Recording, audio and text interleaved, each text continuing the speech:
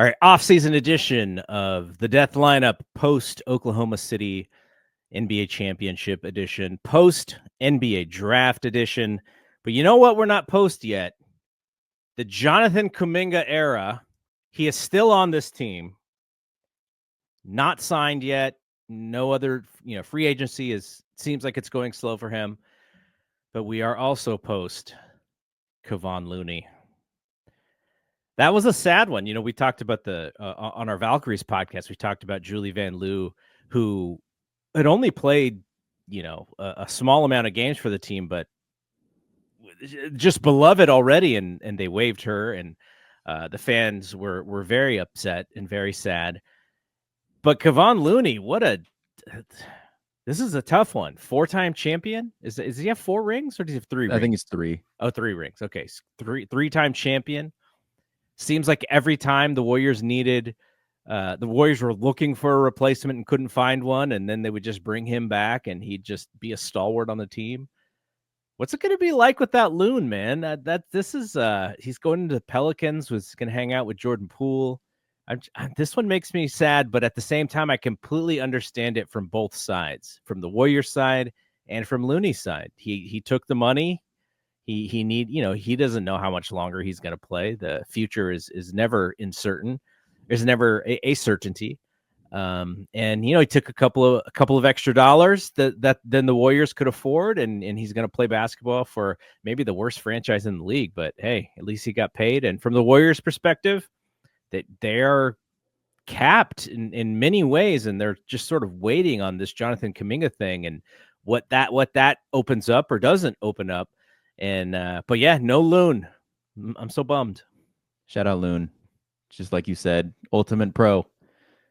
Whenever they needed someone and they couldn't find someone, he was there. You think about so many important games like Sacramento, game 3, they go down 0-2. Draymond suspended for game 3, starting to feel like it could be over. And then Loon starts, and Draymond after game 3 was like, I think you guys should run out that same starting lineup when I'm back for game 4. Put me off, bring me off the bench. Loon, and even before that, I felt you felt the presence in the Toronto series before he went down with the rib injury.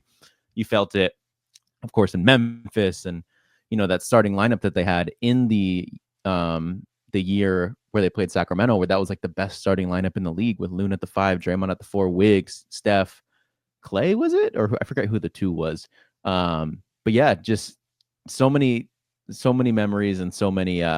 It's sad to see him go, because I always associate with him, the joke with Looney is that he just kind of looks way older and feels like he's been there forever, and when really he's still in his 20s. And I think his rookie year was the first year they had KD, so 2 rings. The KD. Funny thing is when he went to UCLA, the idea was that he was going to be like KD light, but that was not the player who he turned into in the NBA. Nope. He was, I think the funny thing is when you watch some early Loon clips in his rookie year in college, you're like, wow, that kind of looks like Kevin.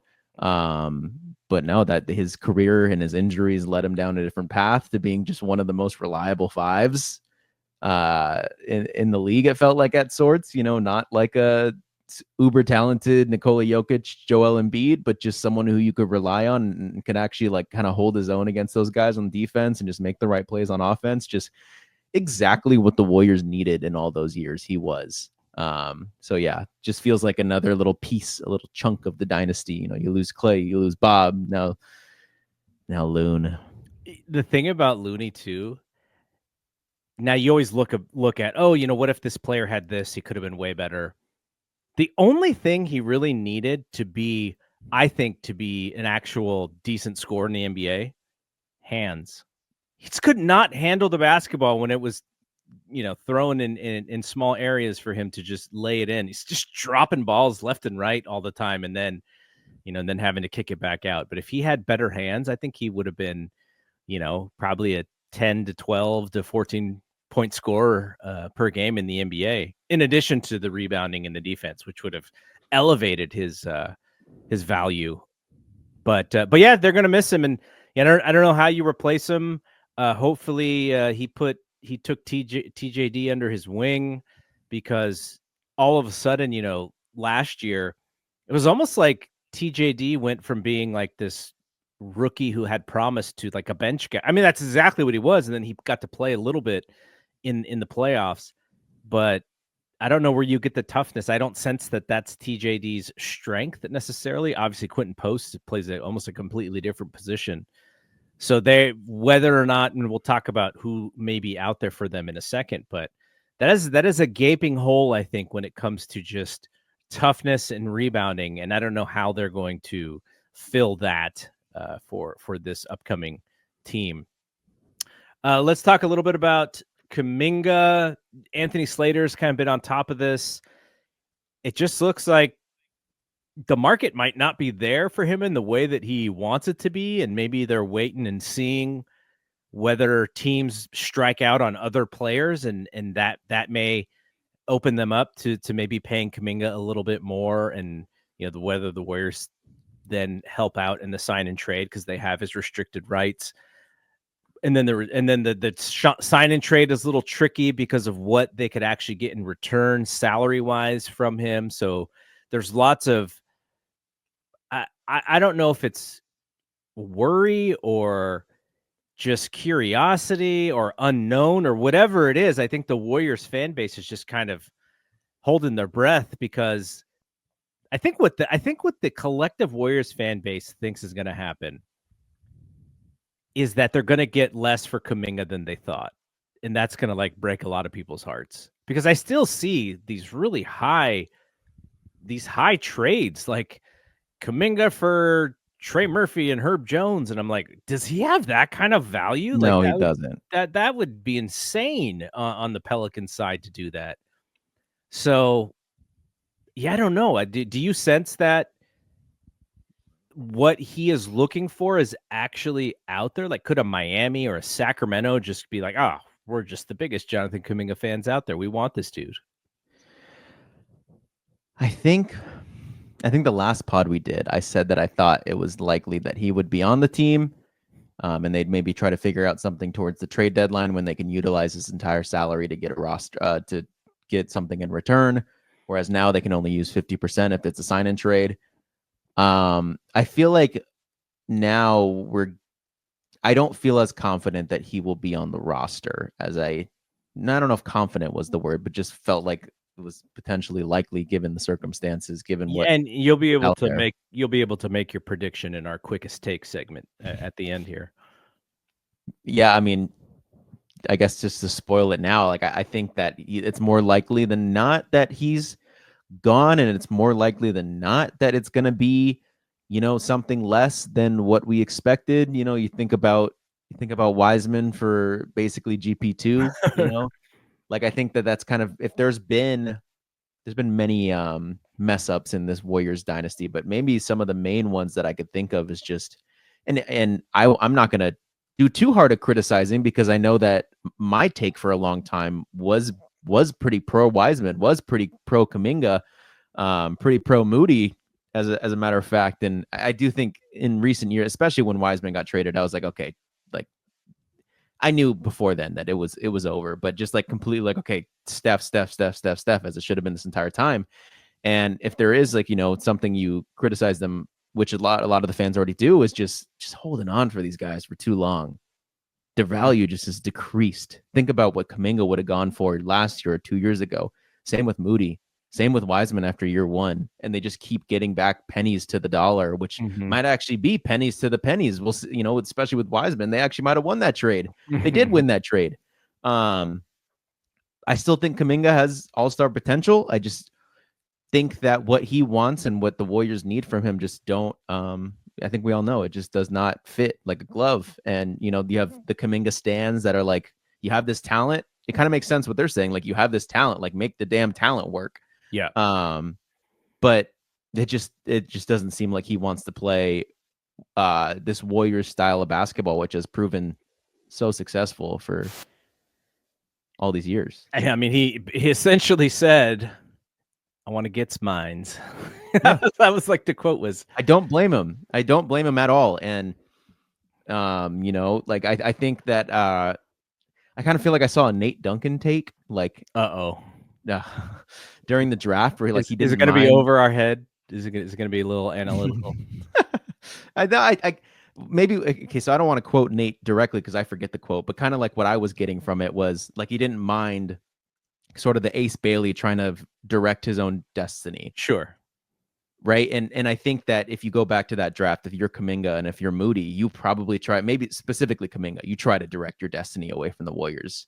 It's, these kids can get put into these situations that just don't benefit their career. Like imagine Kuminga on, one of those teams that he was given the keys pretty early and he can just mess up and, get the big contract. Like for some of these players, like that is you have that high ceiling, but maybe not the highest floor. Like you just go direct it yourself to a place where you're going to get the opportunity. Mm-hmm. And I think, from the jump, we've been criticizing, oh, there was Franz right there. Oh, there was Trey Murphy right there. Oh, there was Şengün right there. And obviously you didn't know then, but they almost were like drafting against what I feel like Sheed from Warriors World always says, like they were like against what made them so successful. Like they went for players that just didn't fit what has made them so successful. Also what the error was, they predicted Steph's demise a little too early. Yeah. Right. They didn't expect him to be as good this late in his career. So that's the Wiseman pick. Or I guess the Wiseman pick was also there to kind of have that center in Steph's later years, but you're thinking the reason why you want the center is because Steph's not going to be Steph anymore, so he changes his game a little bit. But that was not the case. And then the Kuminga thing as well. It's like, oh yeah, well, maybe he's the star when Steph retires. Like, nope, he didn't even get past the first contract, and Steph is still the best player on the team. And they're still doing it right now. That's why they're not going all the way in, is because they realize, like, okay, sure, we messed up the previous 2 years, but like, you don't got much left now. Like that, like now they're like, we don't want to do it now, and because now we're even closer to what could be the end, and we're just going to keep playing this dance, and you don't commit, and then you end up with, maybe another nice second round playoff series, and then that's it. And what do you think about them wanting to become even more Team Graybeard, with Al Horford being kind of at the top of their list of players to bring in? Do it. I'm in to just commit, please. He would fit. Like maybe what you can argue what made him so successful. Again, I didn't watch 82 games of Boston for the past 3 years, but I think of it in the Brook Lopez context, where that was the one I wanted, but the Clippers. I didn't want that because I've said this multiple times. I felt like Brook's best years as a Buck were when he had the reliable point of attack, so he could play drop comfortably because he had Drew coming off screens, chasing the ball handler, so that he didn't have to worry about stepping up because he had one of the best perimeter defenders in the league. And then he was able to just kind of play back, play drop, and be one of the best rim protectors. I didn't think the Warriors had that point of attack to offer. And I wonder if you have a similar thing with Al, where it's like, he's surrounded by these amazing young athletes that he was kind of able to just play his part. Whereas the Warriors might need him for a little more that he's not able to give, but you still do it. Al Horford, a veteran presence in the locker room, someone who would fit. You just know he would fit.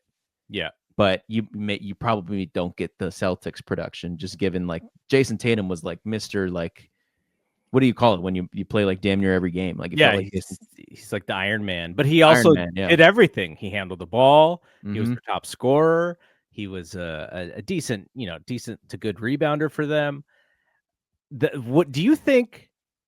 You think Draymond and Al would get together and be homies, or I can't tell if Draymond would be an Al guy or not. I don't see why they wouldn't be. Draymond always is like, guys who want to win, like I'm there for it. But like you think about some of the buddies he's made in my most recent years, it kind of feels like CP3 and Jimmy. They kind of had like a hard nose, like I don't know, like kind of seem like they were like, I don't know, just something about their characters kind of feels similar, and they're not taking shit. Horford kind of feels more on like the peacemaker side, maybe more of a Loon replacement in that regard. I think they'd get along. I don't think they'd be best buddies, but I think a shooting 5 next to Draymond is literally what it's felt like the NBA has been headed since their dynasties. Like, just put another shooter that can defend on the Warriors. Like, we talked about Miles Turner probably when we started this podcast, and oh my God, how great would have that been? Al's been about 9-6 for the last 3 years. The only thing that dropped off in a big way last year was his overall shooting percentage, and not only threes but also twos. Like he only shot 42% last year after shooting 51% and 48% the year before. So that's something kind of to think about. Okay, so the other name, one Dame Dalla. I guess the Oakland roots makes it, I think, a natural rumor for him. But he's never really been a I adore Steph kind of guy. He's always been a I just want to beat Steph kind of guy. Yeah. I don't know if that changes anything about wanting to be on the team or not, but Dame Lillard, who now this was a weird move by Milwaukee. They stretched his contract. They first they waived him and then they stretched him for 5 years. So they're going to be paying this dude like $23 million over the next 5 years.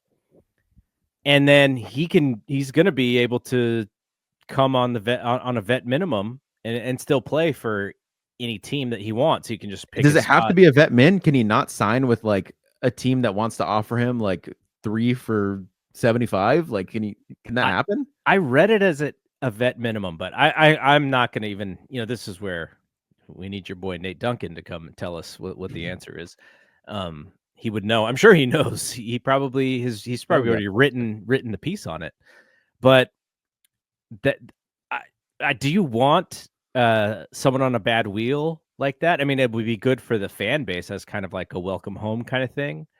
And you do have to think about those things to sell out that building, time and time again. But that I don't know about that one. Now, Dame still was a 25-point scorer, 7.5 assists last year, but he only played 50 some odd games, gets hurt in the playoffs, Achilles, he's going to be out for a full year. That's part of it. If you're him, I think it's a two-way thing, right? It's like you try and sign early just in case you're not who you think you are, or do you just trust in yourself and go, I'm not signing until I'm ready, and then I can pick the team that needs me at that point. I don't know if the Warriors are going to be in that mix. I think it's a nice story, but I just don't see how they would be unless things fell apart and they needed something, to help them. If Steph got hurt and Dame was there, you're like, okay, we can replace some of this with this guy. I don't know. Look, if Dame is like down to take a vet minimum, go hang out with Celebrini until the playoffs, you 100% do it. But I think this all kind of hinges on like the answer we don't know that Nate Duncan might know is like what's stopping Boston from like offering him more money? Like, why wouldn't he just take that? You get to sit out for the year and then you're back next year with what seems to be a potential contending team. Like, why wouldn't you just do that? Like, especially if they offer you above the vet min, if that's possible. Now, if it's not possible and we are just talking like vet min for any team, makes sense. Probably still some burn bridges over in Portland.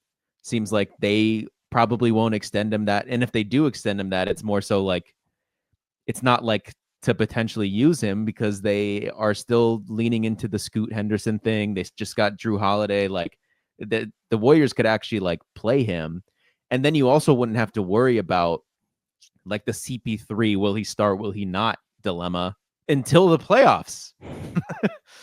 And you could even, and at that point, it's like, oh, maybe the Warriors have one of the best 5 lineups in the league without him. So it just makes it's obvious to be like, just come off the bench, like just ramp up, Yes, you do it if it's so you would. And here's why. This is where the Warriors play with roster spots. They often don't even roster that 15th player until late in the season to save money. I wonder how that works if you just DL a guy the whole year. I don't know if that would work to their advantage or not, because I know that they like to keep that 15th spot open just to save a few bucks. So yeah, we need Nate Duncan. That's just the thing. I know this conversation and the Valkyries conversation is telling me that when the CBAs come out, I just need to we just need to. Someone needs to make a quiz study it. Yeah, we need to study it. Okay, now you kind of spoiled the quickest take, but maybe it'll make your quickest take even quicker. I don't know. All right, predict what happens to Jonathan Kuminga this offseason. I think Jonathan Kuminga within the Warriors fan base, of course, we hear that, oh, Trey Murphy, oh, Herb Jones, like maybe there's a chance that you can get him for someone like that. Don't think that's going to happen. I think that Keegan Murray. I think Kobe White and Keegan Murray are probably even a stretch. Okay. I think you start talking about maybe where you can get yourself in is maybe a Malik Monk. It seems like Sacramento wants to move off of him anyways. Like they don't want to move off of Keegan. Maybe they want to move off of Malik, and Malik is still a really good player. So that would be a really good return. But I feel like that's kind of the player you're looking at. Like that's the high ceiling player where it's like this team is looking to move off of this player actively. If there's any more player, like I don't know. I think Wiggins would be a great one, but I don't know what Miami. I know Miami's shown interest. I know New Orleans has shown interest. Sacramento's shown interest. So your prediction is that they actually get something done, and he is on another team in a couple of weeks. I think that he doesn't want to play for the Warriors, and I think that the Warriors, Steve Kerr, if he gets him back, I don't see much changing. So I think that would make the most sense. Is if so that's your prediction. He is not on the Warriors. He's not on the Warriors. Okay, my prediction is he's coming back, and they're going to wait until next year's trade deadline and hope that he's improved, hope that his trade value has gone up, hope that his reputation as someone who's willing to do everything for a team, and that could come from increased rebounding, that could come from being a defensive stopper, that could come from just being an overall better team player. And then I think that they look into trading him sometime after that. But I just think the market is so you see some of these contracts and like guys are like, what did Julius Randle sign for? Like 3 for $100 or something. I feel like 3 or 4 years ago he would have signed like for way more money. It's like they're being a little bit smarter about these all-stars who are not superstars, and Kuminga is not even an all-star. So he wants this, $30 million contract or whatever for, 5 years.